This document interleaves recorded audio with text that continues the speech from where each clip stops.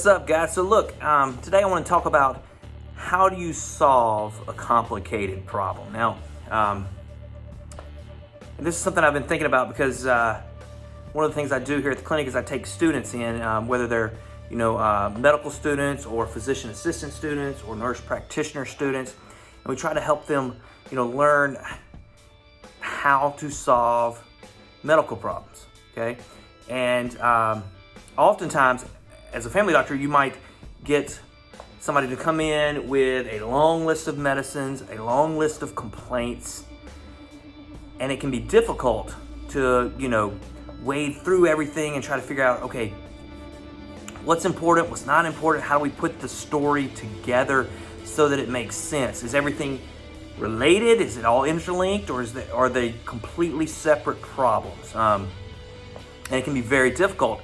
And it's one of the things you get better at. The more you do, the more patients you see, and the more familiar you get with familiar problems, and compare and contrast rare problems, etc. Right?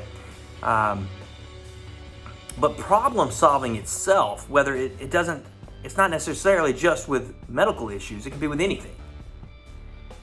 And there's a formula. And if you're faced with a difficult problem in your life, and maybe that's depression, maybe that's anxiety, maybe it's a job issue, maybe something seems impossible, right? Impossible to get through or to get to the other side. This is the formula. You start out by doing what's necessary. Then you just do what you can, and before long, you will get to the point where you're doing the impossible. And this is actually based off of a quote. And let me show you, because I put quotes up in my clinic on this little board for the employees to see when they come in. This week we've had quotes from Jimi Hendrix, Janis Joplin, who else? I can't remember who else. But they're not always musicians. But this quote here got me thinking. So you start by doing what's necessary, then you do what's possible, and suddenly you're doing the impossible. Now, this quote is attributed to St. Francis of Assisi, but I'm pretty sure he did not say it. I think that's one of those, internet quotes that just keeps repeating. No one really researches it to know, okay, who actually said this. But that's the thing. That's the key. So when you're overwhelmed with lots of information, you don't know where to start. You just start by doing, okay, what do I have to do in this situation? Like, what is immediately necessary for me to accomplish? And then you just start putting those smaller pieces of the puzzle together, okay? And then soon you'll build momentum, and that momentum is going to allow you to put more pieces together even quicker. And that's when it says, well, and then before you even know it, you'll be doing the impossible. See, you don't do the impossible just by jumping in blindly and getting lucky. Instead, you do the right thing at the right time, and you just do that consistently. Some people think, hey,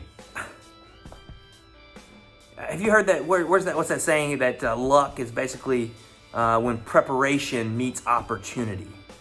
So that people who are lucky, they may have had like these opportunities come at them that most people don't get those opportunities. But people who are truly the ones that are successful have prepared so that when they get those opportunities, they can do something about them. Now, from a medical standpoint, that's why I hammer in eat better, exercise, say your prayers in the morning, read, don't, waste all your time on social media. Do everything you can to put yourself in a good position mentally, physically, spiritually, so that when you get the opportunity to do more with your life, you can grab a hold. And that's luck. But the thing is, life is going to roll the dice, and you're going to have some luck, and you're going to have some bad rolls. But the more prepared you are to handle, whether it's the good or the bad, the better you're going to be. There's a proverb, I'm trying to remember it. It's something like this. It's like, do not look to the left or to the right, but look straight ahead. And what's the idea here? The idea is stay focused on what's important. Continue on the path that you know has been set out for you, forward.